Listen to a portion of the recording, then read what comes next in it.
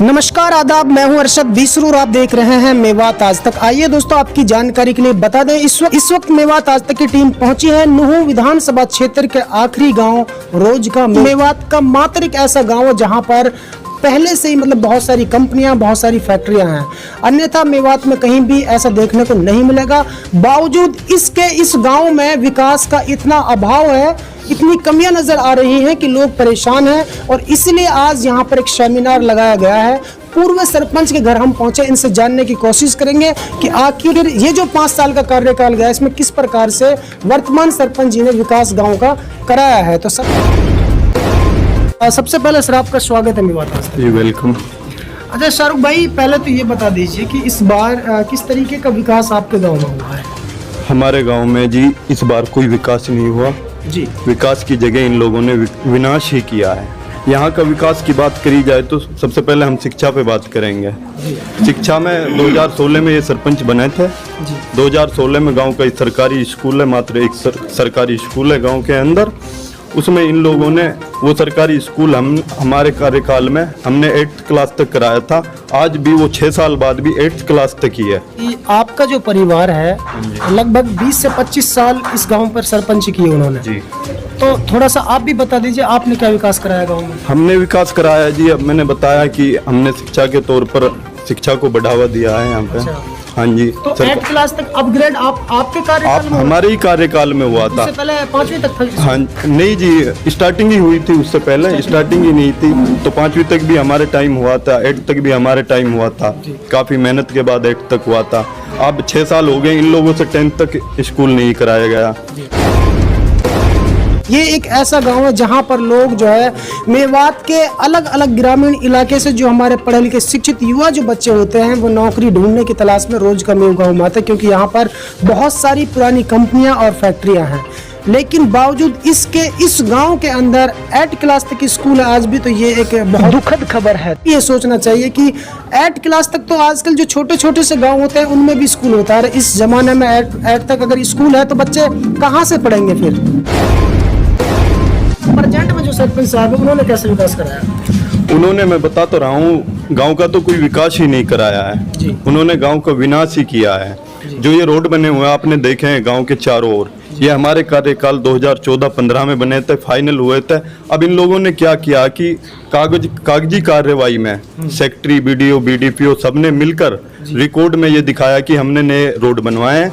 यहाँ तक कि इन्होंने कोई रोड नहीं बनवाया है, ये पहले ही रोड बने हुए थे। इनका 4-5 करोड़ रुपए ये गबन कर गए।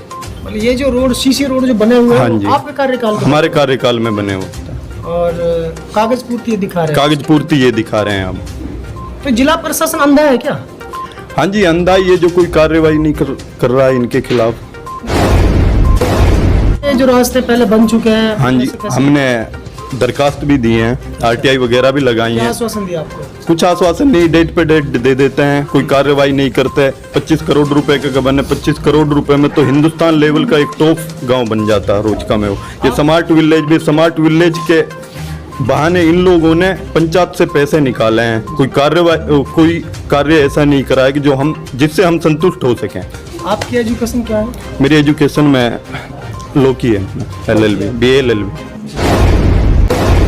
क्या मैसेज आप जिला प्रशासन को और आवाम को देना चाहते हैं इस चैनल के माध्यम से? मैं तो यही कहूँगा कि जिला प्रशासन से यही उम्मीद करता हूँ कि इस वीडियो के तहत और कुछ हमने RTI वगैरह लगा रखी हैं, उन पर कानूनी कार्रवाई की जाए।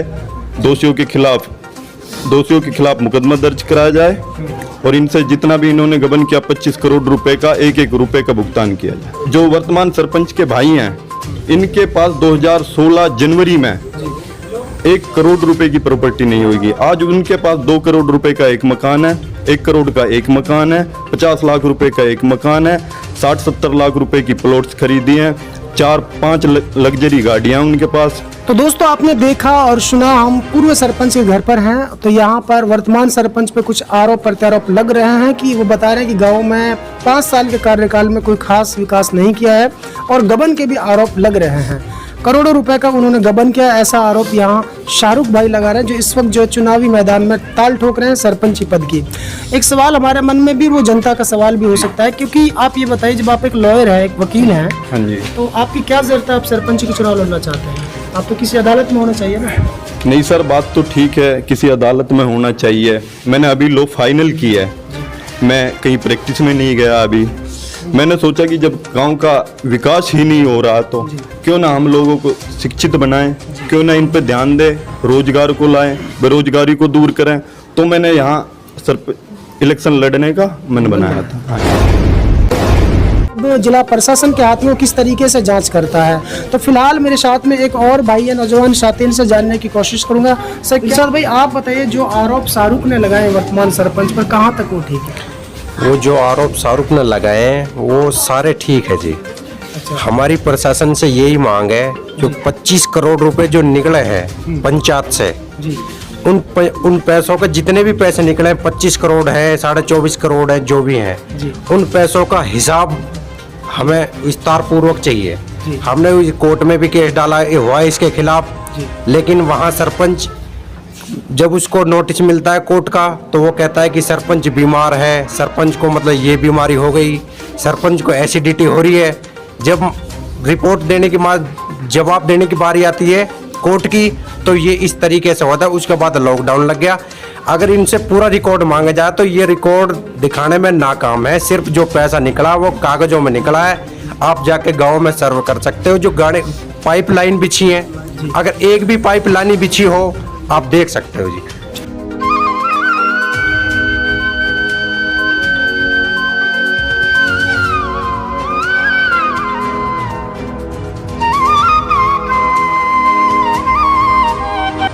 हम 25 साल रहे जी गांव में सरपंच।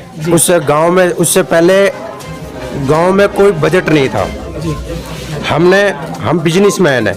हमने गांव में अपने पैसे से भी विकास कराया है, पंचायत घर बनाया है। जब कोई थोड़ा बहुत गांव में बजट आया, जो ये कब्रिस्तान की बाउंड्री है, हमारे गांव में 2 कब्रिस्तान है, दोनों में किसी की भी बाउंड्री ऐसे नहीं है जो हमने कराई ना हो। वो पहले से करा रहे कि आप किसी से इस बारे में पता कर सकते हो, इन्फॉर्मेशन पंचायती घर के पता कर सकते हो। हमें लास्ट के 6 महीने विकास करने का मिला। हमें गांव में एक भी रास्ता ऐसा नहीं था जो हमने अगर छोड़ा हो कि जो ये रास्ता हमने नहीं बनाया हो। जो रास्ते बनाए हैं वो सारे हमने ही बनाए थे। इस चीज़ की इन्फॉर्मेशन आप गांव में किसी भी मौजूद आदमी से कर सकते हो।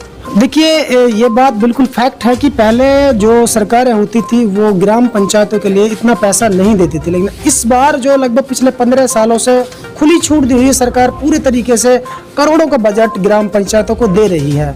तो ऐसे में हमारा सवाल तो वर्तमान सरपंच से बनता है, लेकिन नेक्स्ट टाइम उनसे भी पूछने की कोशिश करेंगे आखिर उन्होंने ऐसा क्यों किया है, गाँव के विकास के पैसे को क्यों वो डकार गए हैं। और चलते चलते हम जिला प्रशासन से यही निवेदन करना चाहते हैं इस चैनल के माध्यम से कि इस मामले की निष्पक्ष तरीके से जांच की जाए, जो भी दोषी पाया जाए उसे कड़ी से कड़ी सजा दी जाए और गांव का विकास का जो पैसा है वो गांव के विकास में ही लगाया जाए। तो मेवात के पिछड़ेपन का एक ये भी अहम कारण रहा है कि जो भी यहाँ से विधायक बनता है तो उसके पास अरबों की संपत्ति हो जाती है, लेकिन वो इलाके के बच्चों को न रोजगार दे पाता है, न इलाके का कोई खासा विकास करा पाता है।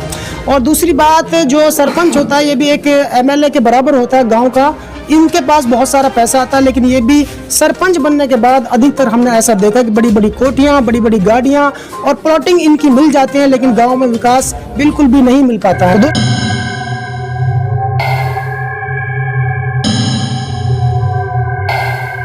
आइए दोस्तों, आपकी जानकारी के लिए बता दें, इस वक्त मेवात आज तक की टीम रोजकमयू ग्राम पंचायत के वर्तमान सरपंच के पास पहुंच चुकी है। जिस तरीके से पूर्व सरपंच ने इन पर आरोप प्रत्यारोप लगाए थे, तो हमारा फर्ज बनता है कि वर्तमान सरपंच से भी कुछ सवालात करें, ताकि वो बताएं कि उन्होंने गांव में किस तरीके से विकास करा है और जो आरोप इन पर लग रहे हैं गबन करने के, वो कहाँ तक इनमें सच्चाई है। पहले मेवात आज तक में आपका स्वागत है। शुक्रिया सर। दिन मोहम्मद साहब, आप मुझे बताइए कि जो एक दूसरी पार्टी आपके जो पहले सरपंच रह चुके हैं जी, उनका आरोप है कि वर्तमान सरपंच ने लगभग 25 करोड़ रुपए का गबन किया है। जी जी। तो क्या कहना चाहेंगे? मैं उससे ये पूछना चाहूँगा कि 25 करोड़ आया कहाँ से? और क्या सरकार के पास कोई ऐसा सिस्टम है जो इसको 25 करोड़ को कोई आदमी किसी को निकाल कर दे दे? जी। किस सरकार की फंक्शनरी, जहां सरकार इतनी ट्रांसपेरेंट सरकार है हमारी, और हमारी सरकार ने विकास के जितने भी रास्ते हैं वो सब खोल रखे हैं, हमारे जितने भी काम के हैं वो सारे जो सरकार हमें दे रही है, किसी भी तरह से ये आरोप बेबुनियाद हैं। कहीं पर 25 करोड़ हैं ही नहीं जो एक साथ खाए जा सके। जी। और ना ही सरकार के पास, सरकार का सिस्टम इतना मतलब इतना ट्रांसपेरेंट है और इतना पारदर्शी है। अब उसमें जो फंक्शनरी के लिए सरकार के बहुत सारे जो मतलब पद सोपान हैं, भाई जैसे डी साहब हैं, डीडीपीओ हैं, एसडीएम साहब हैं, मतलब बहुत सारे मुलाजमात उसमें इन्वॉल्व रहते हैं, तो सरपंच अपने आप में क्या कर लेगा? उनका एक आरोप ये भी है कि आपने जो शायद पंचायत घर वगैरह जो कुछ बनवाया है उस जी। पर आपने कब्जा किया हुआ है। नहीं, ऐसा कुछ नहीं। बस अड्डा आपने बनवाया था, उस पर भी आपका कब्जा बताया जा रहा है। ऐसी भी ये बात भी बेबुनियाद है। ठीक है, वो बता रहे हैं कि जितने रोड बने हैं वो हमारे कार्यकाल में बने थे, लेकिन इन्होंने गांव में कोई विकास नहीं कराया, तो पैसा कहाँ गया? ये जितने भी विकास कार्य हुए हैं ये सब हमारे ही टाइम में हुए हैं। आपको मैं दिखा के ले जा सकता हूँ। हमारे यहाँ आयुष केंद्र बना हुआ है। हमारा जो ये गांव है वो 6 जुलाई 2016 को राष्ट्रपति जी ने गोद ले लिया था, और जितने भी कार्य हुए हैं हमारे उन्हीं के उसमें, यानी कि हमारे सीएम साहब भी यहाँ पर विजिट किया है। एक बार हमारे ओपी धनखड़ जी भी यहाँ पर आए हैं, और राष्ट्रपति भवन भी हम गए हैं, और उनके माध्यम से जो उनकी एनजीओ काम कर रही है, जो अलीपुर घामड़ोज में उद्योग कुंज अलीपुर में है, उसके माध्यम से जितने विकास कार्य हुए सब हमारे टाइम में। पहले का तो कोई रोल ही नहीं उनका। अभी भी गांव में कई रास्ते ऐसे हैं जो कि कच्चे हैं, और वहाँ पर भी कुछ उसके पीछे लॉजिक है। दरअसल वो नहीं चाहते कि विकास हो, वो अड़चन डाल देते हैं, कहीं सरपंच 2 पैसे इसमें से भी कहीं से निकाल रहा है। कोई भी व्यक्ति मुझे इस बात के लिए माफ़ नहीं करेगा यदि मेरे टाइम में विकास नहीं हुआ तो। अब भाई मैंने अपना वक्त कैसे गंवाया, कैसे नहीं गंवाया। एक जो क्षुद्र राजनीति है उसके स्वार्थों के चलते कोई आदमी अपने गांव का विकास ना होने दे, इससे बड़ी डूब मरने वाली बात क्या हो सकती है? अभी इसी तरह मैं आपको एक छोटी सी बात और बता दूं। गांव में इस तरफ पाइपलाइन चल रही है, वहां पर पाइपलाइन जाती, पाइपलाइन जाने से उन्होंने रोक दिया। क्या पानी, एक बात बता, जब पानी हमारे यहाँ प्रचुर मात्रा में गांव में पानी उपलब्ध है, और फिर उसमें दूसरे लोग, आप पार्टीबाजी के सहारे से किसी का रास्ता बन रहा है तो उसे रोक रहे हो। वो तो कह रहे थे कि हमने पिछले करीब 4 साल में इनके खिलाफ कोई एप्लीकेशन नहीं दी थी। 4 साल में नहीं दी तो फिर वो एप्लीकेशन लगे कहाँ से? मैं आपको बहुत सारे सबूत दे दूंगा। तो इन 5 सालों में आपने क्या विकास कराया गाँव में? मैं बता रहा हूँ आपको, ये हमारे सामने आप दिखाई दे रहे हैं जितना भी बारात घर बन रहा है, और ये बारात घर बन रहा है, ये हमारे टाइम में बना हुआ है।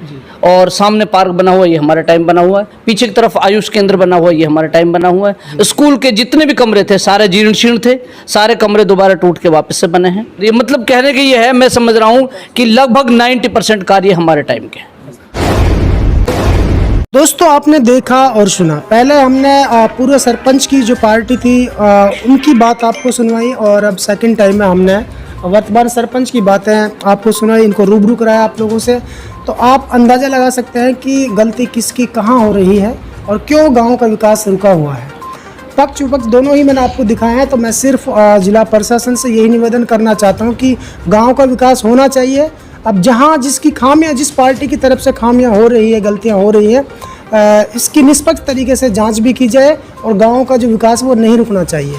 तो दोस्तों फिलहाल इतना ही, फिर लेकर हाजिर होंगे ऐसे ताज़ा अपडेट। तब तक आप बने रहे सिर्फ और सिर्फ मेवात आज तक के साथ। दोस्तों यदि आप हमारी इस वीडियो को फेसबुक पेज पर देख रहे हैं तो हमारे पेज को लाइक कीजिए, शेयर कीजिए। यदि इस वीडियो को यूट्यूब पर देख रहे हैं तो हमारे चैनल को सब्सक्राइब कीजिए और बेल आइकन घंटी को दबा दीजिए। दोस्तों यदि आपको लगता है कि हम समाज के लिए बेहतर काम कर रहे हैं तो आप हमारे चैनल की मदद कीजिए। तो फिलहाल इतना ही, फिर लेकर हाजिर होंगे देश और दुनिया से जुड़ी ताज़ा तरीन खबरें। तब तक आप बने रहिए सिर्फ और सिर्फ मेवात आज तक के साथ।